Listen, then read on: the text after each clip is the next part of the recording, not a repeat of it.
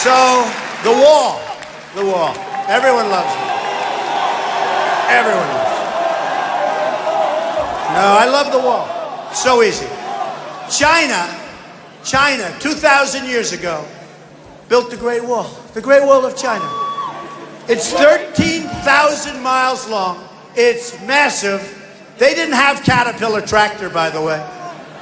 13,000 miles long. It's a massive wall. It does work. You know the walls work. Ask Israel. Walls work, believe me.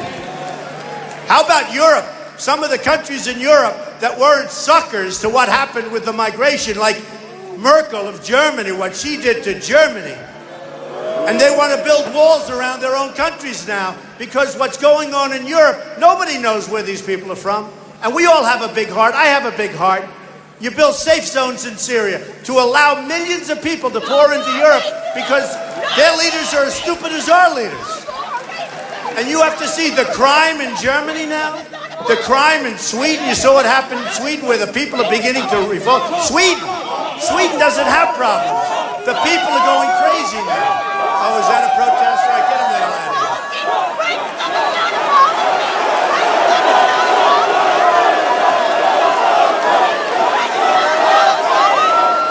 Get out of here.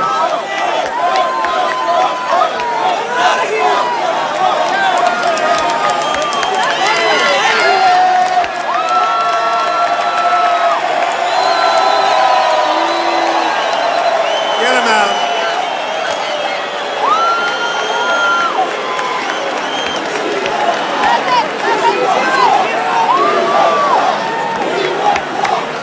You know, it's amazing. It's amazing. You have that stuff. What do we really want? I mean, whether you're liberal and Democrat, no matter, what do we really want? We want safety, right? We want health care. We want a good place to live. We want to make a good living. We want jobs. I mean, you'd think if you could talk to a couple of people like that for 10 minutes, they'd be on our side. But I don't know. Who knows? Maybe there's other problems that they have.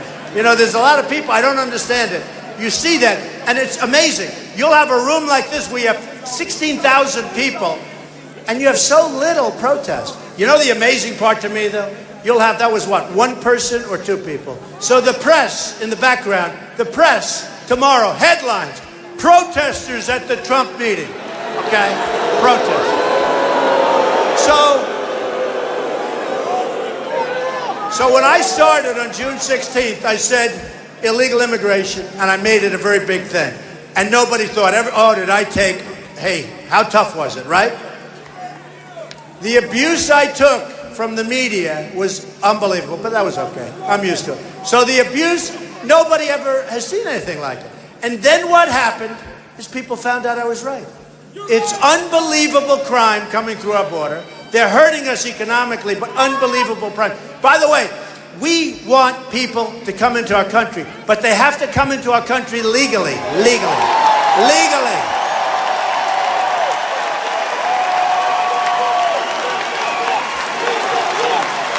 They have to come in legally. So, the president of Mexico yesterday, or the ex-president, or whatever, whoever, who cares?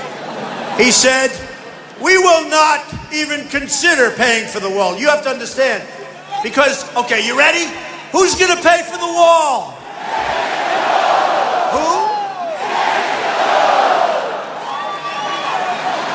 100%. 100%. So I get a call from one of the reporters yesterday, and they said, the president of Mexico said they will not, under any circumstances, pay for the wall. They said to me, what is your comment? I said, the wall just got 10 feet higher. It's true. It's true.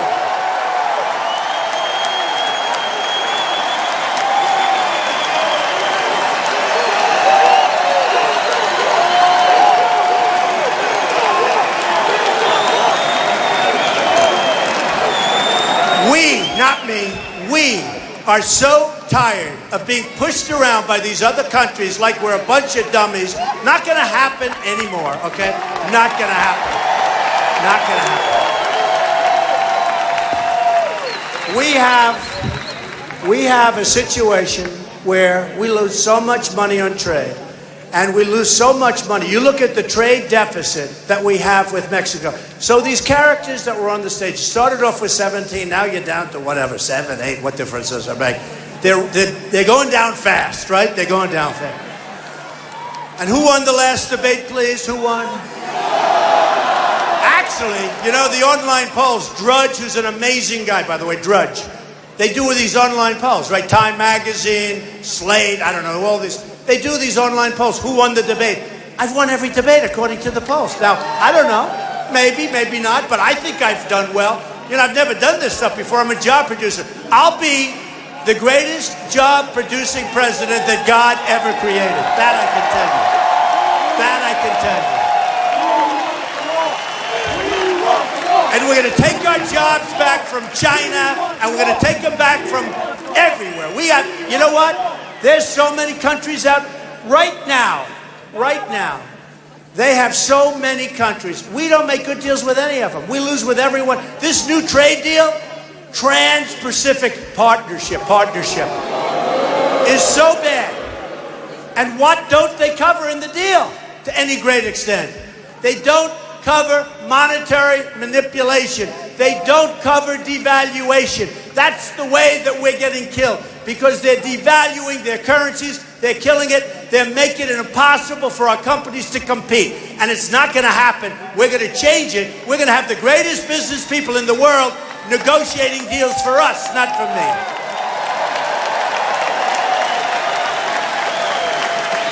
So, and we have the greatest.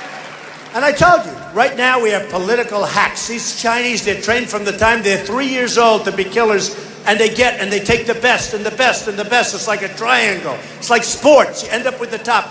That's who we negotiate with. And we have some people that don't even understand the rudiments, the basics of business. This year, we're going to lose $505 billion with China. What the hell is that all about? And when we deal with China and you send something over there, we pay tax. When they send stuff to us, no tax, no problem. And believe me, I have friends that are manufacturers that are great. They can't get their goods into China. But for China, no problem. So we're going to lose $500 billion. We've been losing it for years. We can't do it any longer, folks. It's going to be time where we're not going to be the stupid people anymore. It's not going to happen anymore. Not going to happen anymore.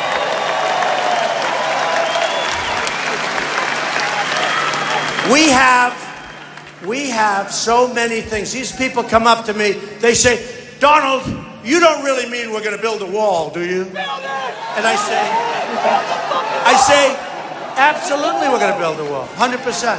They go, well, you don't really mean that. That was like when I first started in June. I said right from the beginning, we're going to build a wall. It's going to be a real wall. See that ceiling up there? I mean, this is a wall that if you get up there, you're not coming down very easy. Right now, we have a wall. Do you say they got a little wall and they build ramps? I don't know why they just don't knock over the wall. They build ramps over the wall. Up and there probably is a severe penalty for knocking it, so they just go. No, we don't give severe penalties, right? No. There can't be a severe penalty. You know, we have great Border Patrol. I was in Laredo, Texas, and I was the guest of the Border Patrol. They called me, and they said, would love to see you. Great people. And they want to protect our border, and they can do it. But they're told to stand back, let people come through. It is so horrible. Then Obama signs the executive order, let everyone come in. We've lost control. If we don't have a border, we don't have a country, folks. We don't have a country. So these guys that I'm with, nice guys, some of them are nice, some of them aren't, but I don't care. And they say to me, what do you mean with a wall? How are you going to build a wall? Do you know how simple it was? You know, 15 years ago, they wanted to build a wall. They couldn't build it because they couldn't get the environmental impact statement approved. Can you believe it?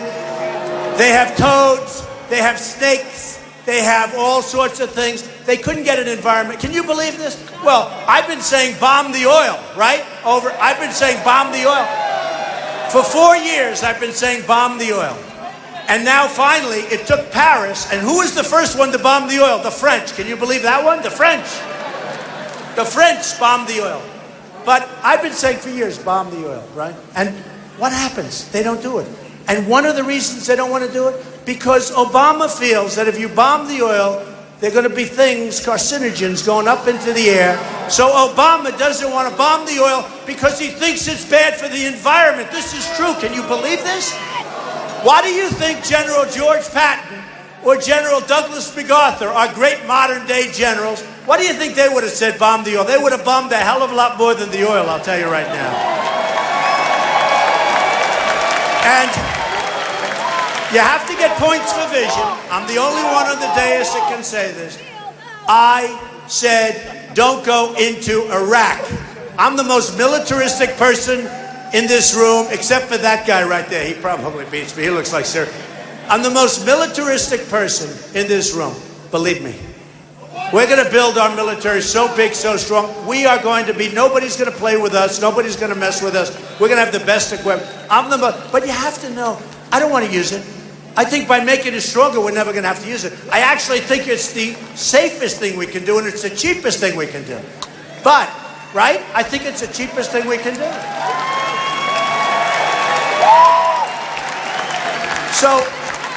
So when we have a situation like that, we have to be prepared to go. Our military is not prepared. When General Ordiano left, he was on one of the shows. Our generals are on all these shows. I never saw, did you ever see so many people on shows? Our generals.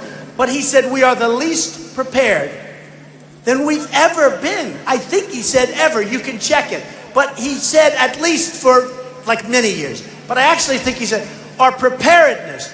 And this is when we need, with all these maniacs coming in, when we want to take people from the migration line, we have no idea who they are.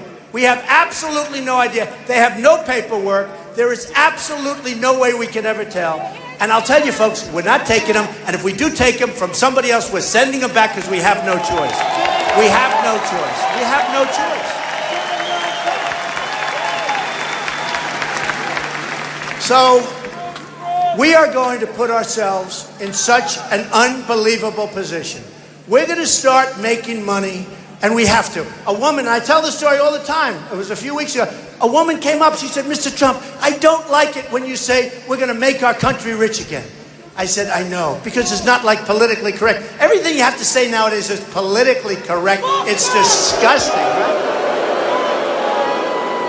Politically correct. She said, I don't like it when you talk about rich. It's not, well, we have to save Social Security without cutting it like everyone wants to do. Cutting. We're going to save Medicare because it actually works. We'll get rid of the waste, fraud, and abuse. We're going to do things like they used to be done, but we're going to do them even better. I'll tell you one thing. I've gotten to know the people of this country. And somebody asked me today at one of the big stations. They asked me today, what's your biggest surprise? And my biggest surprise and my biggest joy is that the people of our country are phenomenal. They're incredible people. They're really smart, really dedicated, and they really love the country. And they want to see it be great again.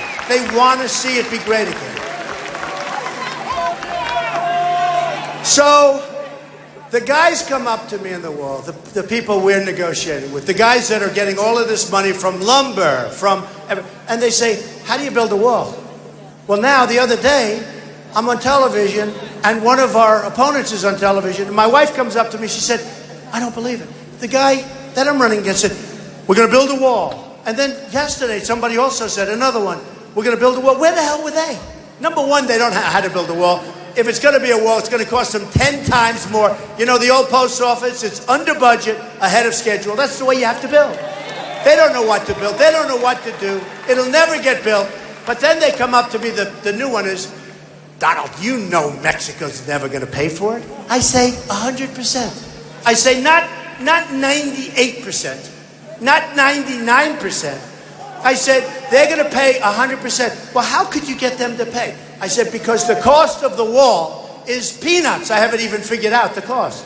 The cost of the wall is peanuts, absolute peanuts, compared to the kind of money that Mexico is making off the United States. And that's not including all of the drugs that are flowing right through their border.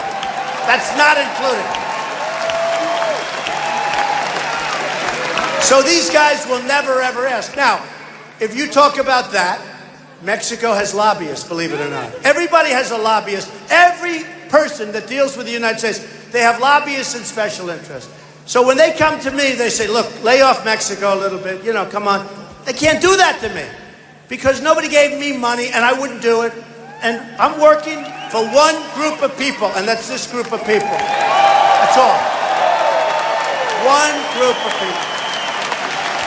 I'll give you an example. I told you about drugs before. Jeb Bush, who's a total stiff, by the way, a total stiff. Jeb Bush, listen to this. The head of his finance committee is a friend of mine. His name is Woody Johnson. He's from Johnson & Johnson. Woody Johnson, Johnson & Johnson, has a hard time with the Jets.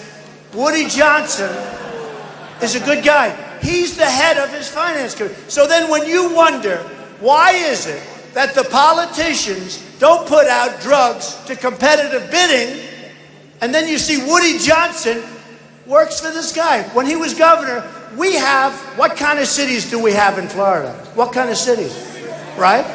We have sanctuary cities in Florida while he was governor. Right after he left, Florida went to hell. I was here, Florida went to hell. And this is what we have. But anyway, so when you have Woody Johnson, now you have other Woody Johnsons, meaning other people in other industries, taking care of all these people. So when they go up, and then they say to him, well, you can't do that. These people took good care. Johnson & Johnson put up millions of dollars, the drug industry. You can't do that. They're going to say, oh, you're right. They were very nice to me. They're right. Okay, $300 billion a year down there. When they come up to Trump and they say, you can't do that, I say, I sure as hell can. I sure as hell can.